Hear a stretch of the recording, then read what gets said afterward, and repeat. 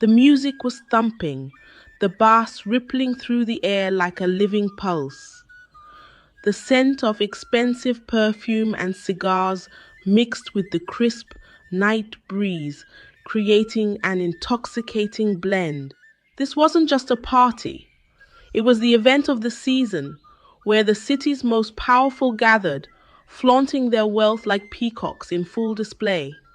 The chandeliers overhead cast golden reflections on the polished marble floors, their glow illuminating the lavish decadence of the evening.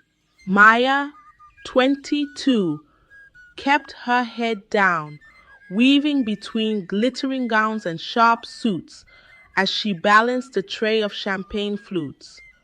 The weight of the tray was familiar in her hands, a practiced skill honed through countless nights like this.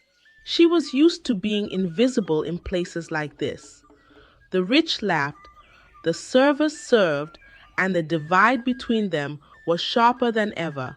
But tonight, that line would shatter. Maya's grip tightened as she approached the poolside crowd. The water shimmered under the glow of fairy lights, its surface undisturbed, unlike the tension rising in her chest. Among them was Damon, the king of arrogance, whose sneer had a way of cutting deeper than any knife. She hated working these gigs, but her uncle's hospital bills and her cousin's school fees didn't pay themselves. As she offered the tray, Damon's voice rang out louder than the music. Hey, everyone who's up for a laugh. Without warning, he shoved her. Maya's tray tilted as her feet scrambled to find balance on the slick poolside tiles. Time seemed to slow, the sparkling champagne flutes glinting like falling stars before crashing to the ground. Then came the cold shock of water engulfing her body. She hit the pool with a loud splash, gasping as icy liquid filled her ears and dragged her down. The shock of the cold sent a jolt through her limbs, momentarily paralyzing her. Above her, the world erupted in laughter. Maya surfaced, her hair plastered to her face, her soaked uniform clinging awkwardly to her frame. The cool night air sent a shiver down her spine. The crowd gathered at the edge of the pool, their mockery cutting through the stillness of the moment. And there was Damon standing front and center, his grin as sharp as a blade. Relax, Cinderella, he jeered, raising his glass in mock celebration. It's just a little water. Maya's cheeks burned, a mix of humiliation and rage flooding her veins. Every instinct screamed at her to lash out, but instead she bit her tongue. This wasn't the first time she'd been humiliated by someone like Damon. It wouldn't be the last. She climbed out of the pool, her soaked shoes squelching as she bent down to pick up the shattered glass. Her hands trembled, not from the cold, but from the effort it took to hold herself together. Water dripped onto the marble tiles, mingling with the broken shards, reflecting the mocking faces around her. Look at her, someone whispered behind her. Does she even belong here? She should have stayed in the kitchen. Another added, their cruel laughter fueling the fire burning inside Maya. She clenched her jaw and kept working, gathering the shards carefully, deliberately.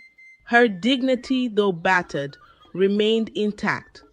She wouldn't give them the satisfaction of seeing her break. But then, as she bent to pick up the last piece of glass, the crowd fell silent. A presence cut through the chatter like a blade through silk. Maya didn't look up at first, but she could feel the shift in the air, the weight of someone important. When she finally glanced up, she saw him. Sebastian Carter, the enigmatic host of the evening, stood at the edge of the crowd. His tailored suit seemed to glimmer under the string lights, and his sharp eyes swept the scene with a cold, assessing gaze.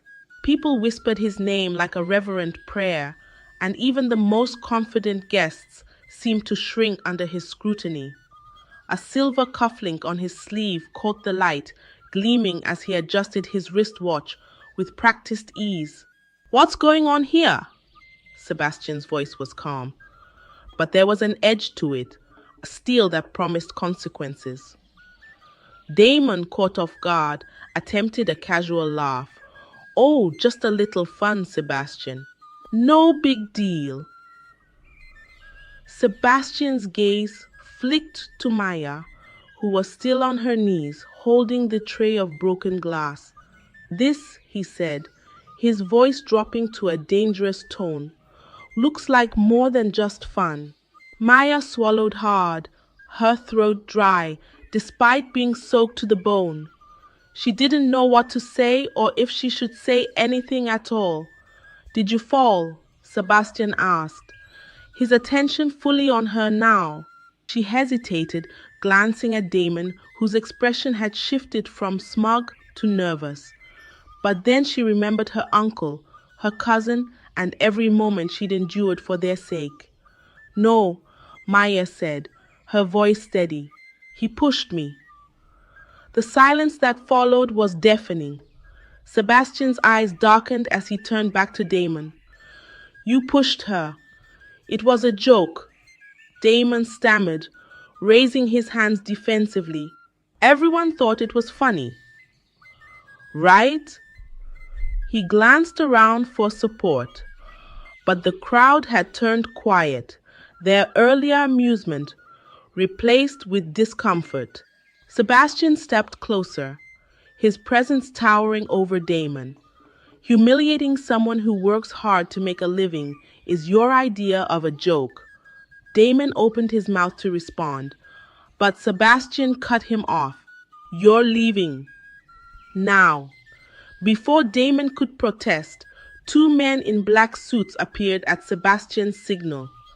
They flanked Damon, who sputtered indignantly as they escorted him away. The crowd parted for them, the tension thick enough to cut with a knife. As Damon disappeared, Sebastian turned back to Maya. "Are you all right?" he asked, his tone softening. Maya nodded, though her hands still shook. "I'm fine," she managed, though her voice wavered slightly. "You don't look fine," Sebastian said, his sharp eyes scanning her drenched figure. "Come with me." Maya hesitated. "I still have work to do." Sebastian raised an eyebrow. "I think you've done more than enough tonight." With that, he held out a hand. After a brief pause, Maya took it, letting him guide her away from the pool and the prying eyes of the crowd. As they stepped into the quieter halls of the mansion, Maya couldn't help but wonder, why was he helping her? What did Sebastian Carter, a man with the world at his feet, see in someone like her? And more importantly, what did he want in return? Maya followed Sebastian into a private lounge tucked away from the noise of the party. The air was cooler here, quieter, as if the room itself existed in a different world from the chaos outside. Sebastian closed the door behind them and gestured for her to sit on a plush leather chair near the fireplace. The room was elegantly furnished, the soft glow of the fire casting long shadows across the mahogany shelves filled with books and artifacts from places Maya could only dream of visiting. "I don't bite," he said, his tone softer now, almost amused. Maya sat hesitantly, her soaked uniform sticking uncomfortably to her skin. She felt out of place, her wet shoes leaving faint marks on the expensive rug. The scent of burning wood and leather filled the air, a stark contrast to the chlorine clinging to her skin. Sebastian, however, didn't seem to notice or care. He poured a glass of amber liquid from a crystal decanter and handed it to her. She shook her head. "I don't drink. It's apple juice," he said. a small smile tugging at the corner of his lips. Maya blinked, then accepted the glass with a quiet thank you. The cool glass felt solid in her grip, grounding her in a moment that felt too surreal to be real. As she sipped, Sebastian settled into the chair opposite her, studying her with an intensity that made her squirm. His sharp blue eyes seemed to see straight through her, like he was dissecting every thought before she could even voice it. "You work hard," he began, leaning forward slightly. "I can see it in the way you carry yourself. The precision, the pride, even when the world around you treats you as if you're invisible." Maya stared at him, unsure how to respond. No one had ever acknowledged her struggles like this before. "Tell me," he continued, his voice low and steady, "what drives you? Why do you endure this?" She hesitated. The warmth of the juice in her hands steadied her nerves, and she finally spoke. "My family," she said, her voice firm. "My aunt's sick, and my cousin is still in school. Someone has to keep things going, and that someone is me." Sebastian's expression shifted slightly, something unreadable flickering across his face. The firelight reflected in his eyes, making them seem deeper, darker.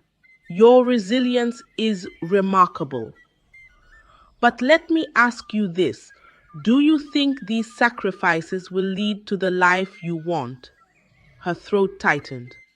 "It's not about what I want. It's about what I want. It's about what my family needs. And what happens when you burn out?" Sebastian asked, his tone sharper now. "When there's nothing left of you to give." His words hit harder than she expected. She looked down, her grip tightening around the glass. The quiet crackle of the fire filled the silence between them. "I don't have a choice," she said quietly. "There's always a choice," Sebastian replied. "Sometimes it's just hidden beneath layers of expectation and fear." Maya glanced up at him, suspicion creeping into her mind. "Why are you telling me this? Why are you even talking to me?" "Because," he said, leaning back in his chair, "you remind me of someone I used to know. A lot like you, actually. Someone who worked themselves to the bone, believing they had to carry the weight of the world alone. What happened to them?" she asked. Sebastian's gaze darkened, his jaw tightening slightly. "They broke." Maya's chest tightened at the weight of his words. For a moment, the two sat in silence, the only sound the faint crackle of the fireplace and the distant hum of the party outside the thick wooden doors. "I don't want that to happen to you," Sebastian said finally. "You deserve better." Maya frowned. "And what does better look like?" He stood, walking over to a small desk and pulling out a folder. Returning to her, he placed it on the table between them. "This is what better looks like." Maya hesitated before opening it.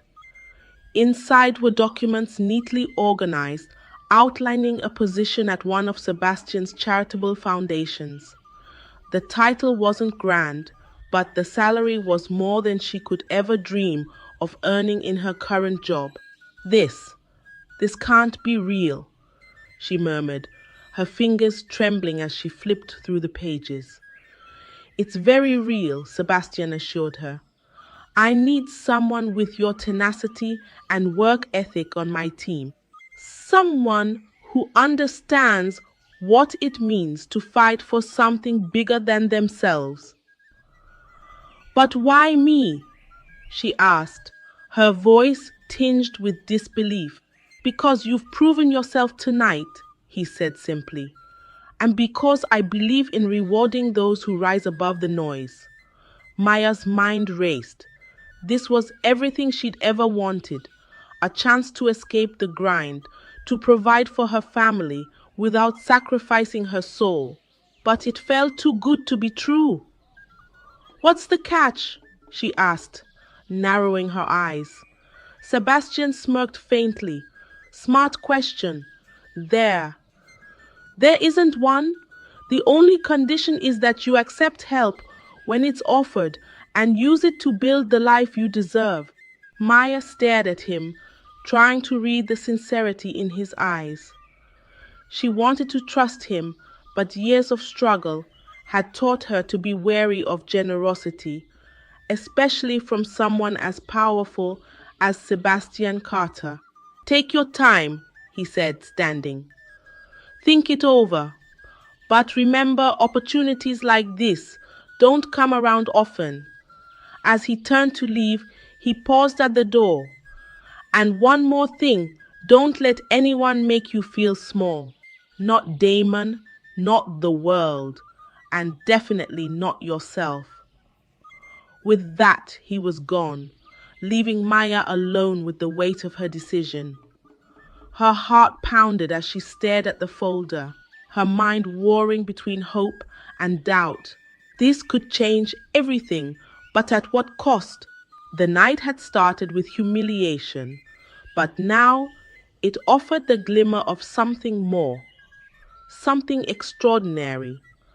Maya stared at the folder long after Sebastian left, her mind a whirlwind of emotions. The chatter of the party had faded into the distance, muffled behind the heavy doors of the lounge. The fire crackled softly beside her, casting a warm glow over the folder resting in her lap. Her fingers brushed against the smooth paper, and she couldn't help but wonder if this was some elaborate joke, a test of character designed to see how desperate she really was. But Sebastian's words echoed in her mind. Don't let anyone make you feel small. Not Damon, not the world, and definitely not yourself. She closed the folder, clutching it tightly as she stood. She didn't know if she was stepping into a trap or onto a lifeline, but there was one thing she was sure of. She wasn't going to stay in the shadows any longer. When she opened the door and stepped back into the party, the atmosphere hit her like a wave. The music was louder, the laughter forced, and the guests were doing everything they could to erase the uncomfortable memory of what had just happened. Glasses clinked, conversations hummed, and the scent of champagne and expensive cologne filled the air. But Maya could still feel their stares, the whispers that followed her like ghosts. She moved with purpose, her wet shoes squelching against the marble floors as she made her way toward the service area. The cold fabric of her uniform clung to her skin, a damp reminder of the humiliation she had endured. She needed to finish this job, to leave with her head high. But as she passed by the pool again, her gaze caught something, or someone. Damon. He was arguing with one of the security guards near the gate, his face red with frustration. His arrogant swagger was gone, replaced by desperation as he tried to push his way back into the party. The flashing lights from the grand chandelier overhead cast sharp angles on his face, highlighting his growing distress.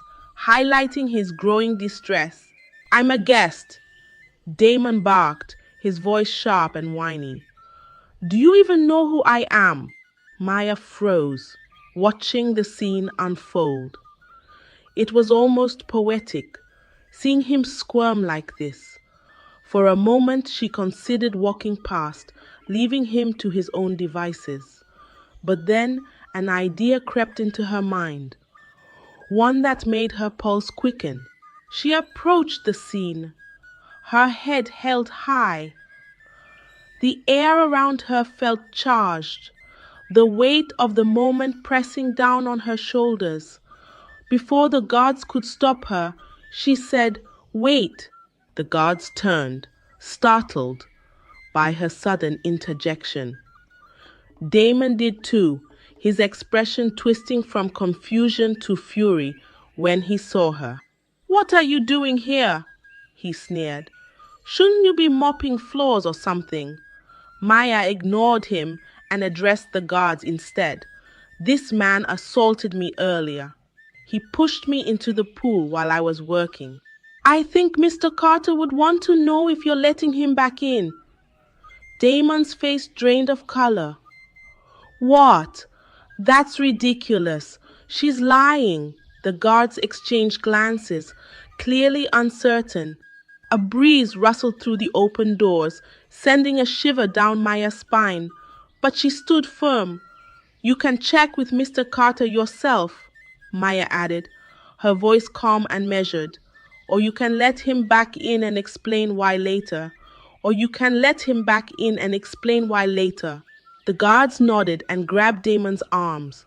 "Sorry, sir. You're not welcome here tonight." "Wait!" Damon struggled, his voice cracking with indignation. "You can't just..." But his protests were cut short as the guards escorted him out the gate. Maya watched as he disappeared into the night, his shouts fading into the distance. The cool air carried his final curses away, leaving only silence in their wake. For the first time, in what felt like forever, Maya allowed herself a small, triumphant smile. But her moment of satisfaction didn't last long. She felt a hand on her shoulder and turned to see one of the other servers, Daniel, a friend who had been working alongside her for years. "Maya," he said, his voice low, "what just happened back there?" "Just making sure the trash is taken out," she replied, her tone light but firm. Daniel didn't laugh. Instead, he glanced at the folder she was still holding. "What's that?" Maya hesitated. She hadn't told anyone about Sebastian's offer yet, partly because she didn't know how to explain it. "Just something I need to think about," she said finally. "Be careful," Daniel warned. "People like him don't give handouts without expecting something in return." His words struck a chord of doubt in her heart, but Maya pushed it aside. Sebastian Carter wasn't like Damon, or so she hoped. "I'll be fine," she said, though the weight of her own uncertainty lingered. As the night wore on, Maya finished her shift in silence, her mind replaying the events over and over and over again. The usual exhaustion that came with these jobs was overshadowed by something heavier. By the time she walked out of the mansion, the city skyline glowing in the distance, she felt like she'd lived a lifetime in just a few hours. When she reached the bus stop, she pulled out the folder again, flipping through the pages. The offer was real. The terms were clear. And yet, a small voice in her head whispered, "Is it too good to be true?"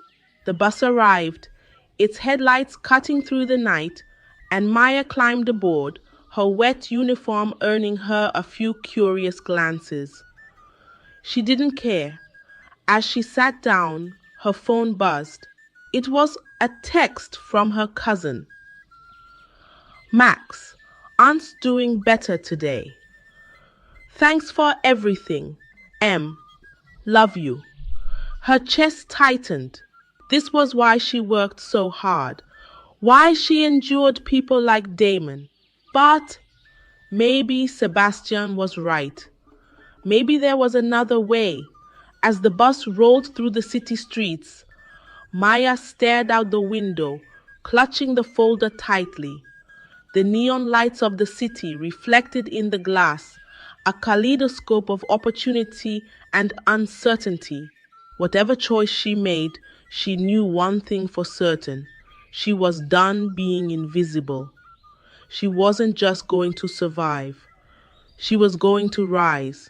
As Maya stepped off the bus and walked the quiet streets toward her small apartment, the weight of the decision she had to make grew heavier. The folder seemed to pulse in her hands, a physical reminder of the crossroads she stood at. She'd spent years sacrificing for her family, fighting to keep them afloat. And now, for the first time, there was an offer to make things easier. But was it real? Could she trust someone as powerful as Sebastian Carter? She unlocked the apartment door and slipped inside quietly, not wanting to wake her aunt or her younger cousin, Max. The apartment was modest, the furniture worn but clean, every corner speaking of a family that made do with what they had. The faint scent of chamomile tea lingered in the air, a comforting sign that her aunt had tried to relax before bed. Maya peeked into her aunt's room. Her aunt was asleep, her breathing steady for once, a sign that the new medication might be working. A wave of relief washed over Maya, but it was quickly followed by the familiar ache of worry. How long would it last? How many more bills would pile up? She turned to Max's room, finding him hunched over a desk, textbook spread out in front of him. His head jerked up as she walked in. "You're home late," he said, rubbing his eyes. "Yeah, the party ran long," Maya replied, setting the folder down on the table. The paper looked out of place against the old, scratched-up surface. "What's that?" Max asked, eyeing the papers curiously. Maya hesitated. "It's an opportunity, something that could change things for us." Max leaned forward, scanning the documents. His eyes widened as he read the details. "Maya, this is amazing. Are you seriously considering it?" "I don't know," she admitted, sinking into a chair. "What if it's not what it seems? What if I take this chance and it's just another way for someone to use me?" Max's expression softened. "Em, you've spent your whole life doing everything for us. Maybe it's time you took a chance for yourself. If this can help you, help all of us, then why not? What's the worst that could happen?" Maya smiled faintly, reaching out to ruffle his hair. "You're supposed to be the little cousin. Stop being so wise." Max grinned, but his eyes were serious. "You've earned this, Maya. Don't let fear stop you." As the night stretched on, Maya sat at the kitchen table, the folder open in front of her. She weighed every detail, every potential risk and reward. By the time the first rays of sunlight crept through the window, her decision was made. 2 days later, Maya stood outside the towering glass building that housed one of Sebastian Carter's many foundations. The air was crisp and her nerves were electric, but she reminded herself why she was here. This wasn't just about her. This was about her family, about proving to herself that she was capable of more. Inside, the receptionist greeted her warmly and led her to a conference room. The walls were lined with photos of community projects, schools being built, hospitals receiving funding, smiling faces of people whose lives had been changed. Sebastian walked in moments later, his presence as commanding as ever. He smiled when he saw her. "I wasn't sure you'd come." Maya stood, meeting his gaze with confidence. "I wasn't sure either. But I'm here." Sebastian nodded, gesturing for her to sit. "Good. Let's get started." For the next few hours, they discussed her role. It was more than she'd imagined. Coordinating projects, working with communities, and learning the inner workings of philanthropy. It was challenging, but it was also an opportunity to make a real impact. As the meeting ended, Sebastian handed her a key card. Welcome to the team, Maya. I have a feeling you'll do great things here. Maya took the card, her heart pounding. This was it, a new chapter, a chance to rewrite her story. Months passed, and Maya threw herself into her work. She learned quickly, earning the respect of her colleagues and even Sebastian himself. The projects she coordinated brought real change to struggling communities. And for the first time in years, she felt like she was truly making a difference. At home, things improved too. Her aunt's health stabilized with better treatment, and Max excelled in school, no longer burdened by the fear of financial instability. But Maya's biggest transformation was internal. She wasn't just surviving anymore, she was thriving. One evening, after a long day at the foundation, Maya stood on the balcony of her apartment, looking out over the city. The lights stretched endlessly, a reminder of how far she'd come. Her phone buzzed. It was a message from Sebastian. Excellent work on the Rivercrest project. Keep leading with that fire of yours. Maya smiled, putting the phone down. For the first time, she allowed herself to feel proud, not just for what she'd done, but for who she'd become. She had risen above the humiliation, the struggle, and the doubt. And she wasn't done yet. Life often places obstacles in our path, but like Maya, we must rise above them, seize opportunities, and believe in our own worth. Hard work and resilience can open unexpected doors, but we must also have the courage to step through them. The world may try to diminish us, but true strength comes from refusing to stay invisible. Thank you for watching my channel. If you enjoyed this story, don't forget to check out more inspiring and exciting videos. Stay tuned for more lessons that will motivate and empower you. I still remember the moment my phone buzzed with a notification from the family group chat. It was one of those messages you read twice, then three times, just to make sure your eyes aren't playing tricks on you.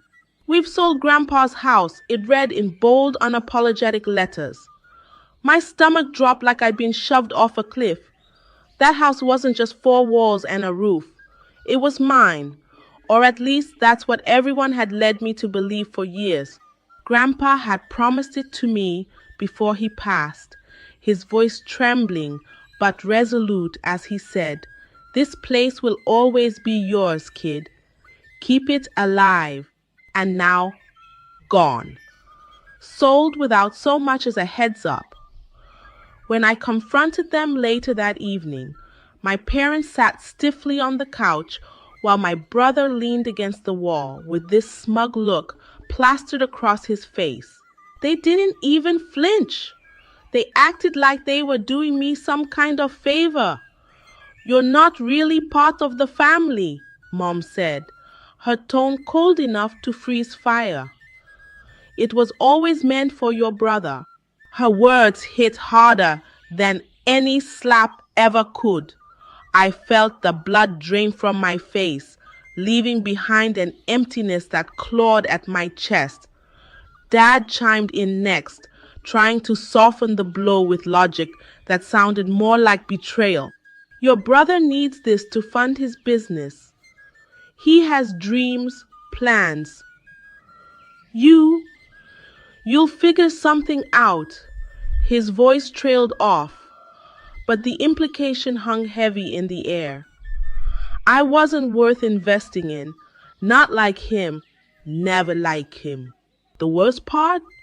The way they looked at me, not with guilt or regret, but with this strange mix of pity and dismissal, like I was a problem they'd finally solved. I wanted to scream, to demand answers, to tear apart their excuses until nothing remained but the ugly truth. But instead, I just stood there, frozen, my fists clenched so tightly my nails dug into my palms. My silence must have unnerved them, because Dad shifted uncomfortably and Mom avoided meeting my eyes altogether. Only my brother held my gaze, his smirk widening as if daring me to challenge him. And then, somehow, through the haze of anger and hurt, I found myself smiling. It wasn't a happy smile, or even a sarcastic one. It was sharp cutting, almost feral. I turned, without another word, and walked away, letting the door slam shut behind me. The familiar creak of the old hinges echoed down the hallway, a sound I'd heard countless times growing up. 2 days later, when my lawyer arrived at their doorstep holding documents that would change everything, I knew exactly how it would feel to watch their faces turn pale, because sometimes justice doesn't come wrapped in forgiveness. It comes wrapped in fine print. 2 days later, I sat in the back seat of my lawyer's car as we pulled up to the house where I'd spent countless summers chasing fireflies under Grandpa's watchful eye. The familiar creak of the front gate sent a shiver down my spine, but this time it wasn't nostalgia. It was anticipation. My lawyer, Sarah, glanced at me through the rearview mirror, her expression calm yet calculating. She had warned me about what might happen today, but I wasn't nervous. No, I was ready. As we stepped inside, the tension was palpable. My parents sat rigidly on the couch, their faces masks of forced composure, while my brother paced nervously near the fireplace. The soft crackling of the fire did little to warm the icy atmosphere. When Sarah cleared her throat, all eyes snapped toward us. "Good afternoon," she began, her voice steady and authoritative. "I'm here to discuss the legal implications surrounding the recent sale of Mr. Dyke's estate." My mother's hands trembled slightly as she clutched a tissue, and my father's jaw tightened. My brother stopped pacing, his usual bravado faltering as he crossed his arms defensively. Sarah wasted no time getting to the point. She opened her briefcase and pulled out a stack of papers, placing them on the coffee table with deliberate precision. "Before proceeding further, let's clarify ownership rights," she said, her tone leaving no room for argument. She flipped open the first document, revealing Grandpa's original will, the pages slightly yellowed but unmistakably authentic. According to this legally binding agreement, the property was explicitly left to Idris, with specific conditions regarding its transferability. Her finger traced over the fine print at the bottom of the page, where Grandpa's familiar, shaky signature stood out like a beacon of truth. "Notice anything unusual here?" she asked, sliding the paper toward them. For a moment, there was only silence. Then my father leaned forward, squinting at the text. His face paled as realization dawned. "What does this mean?" he stammered, his voice cracking under the weight of what he was reading. Sarah didn't mince words. "It means the sale is invalid unless Idris consents to it. Furthermore, any attempt to override these terms constitutes breach of contract. And trust me, the penalties for that are severe." My mother gasped audibly, clutching the armrest like it might anchor her to reality. My brother, however, exploded. "This can't be right," he shouted, snatching the document and scanning it frantically. "There's no way Grandpa would do this." "Oh, but he did," Sarah replied coolly, producing another set of papers from a folder labeled Estate Matters. These are copies of correspondence between your grandfather and his attorney, confirming his intentions. Every detail aligns with the will. Shall I summarize? By now, my family looked like deer caught in headlights. My mother buried her face in her hands, muttering apologies I couldn't hear over the pounding in my ears. My father stared blankly ahead, his shoulders slumped in defeat. And my brother? He sank onto the couch, defeated, his earlier arrogance replaced by raw panic. Sarah continued, her voice slicing through the chaos like a scalpel. Additionally, due to the unauthorized transaction, the buyer has already initiated legal action against your family for misrepresentation. If Idris chooses not to intervene, this could escalate significantly. That's when my mother broke down completely. Tears streamed down her cheeks as she reached for my hand, her grip weak but desperate. Please, sweetheart, forgive us, she pleaded, her voice shaking. We didn't know. We thought. I cut her off gently but firmly. You should have known, I said, my voice low but steady. You should have cared enough to check. Instead, you treated me like I didn't matter. The room fell silent again, save for my mother's quiet sobs. For the first time in years, I saw vulnerability in their eyes, not just fear, but shame. As though every fiber of my being screamed for retribution, something deeper stirred within me. Maybe it was exhaustion. Maybe it was the faint glimmer of hope that, perhaps just maybe, they weren't beyond redemption. Let's take a step back, I said finally, standing up. We need to talk about how to fix this. For all of us. The days following that confrontation were a blur of emotions, each one pulling me in different directions. On one hand, I felt vindicated. Finally, after years of being sidelined, dismissed and erased, the truth had surfaced. But on the other hand, the sheer weight of what had happened pressed down on me like a storm cloud refusing to break. My family's betrayal wasn't just about money or property. It was about trust, love, and belonging, or the lack thereof. Every glance at my parents' guilt-ridden faces or my brother's simmering resentment reminded me of how deeply fractured we had become.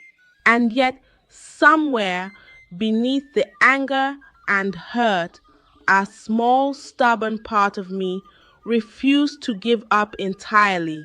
I started spending more time alone, retreating to places that brought me solace.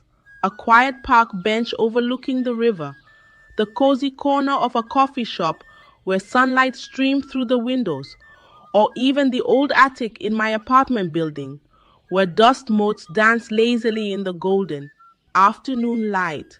In those moments of solitude, I allowed myself to confront the pain head on.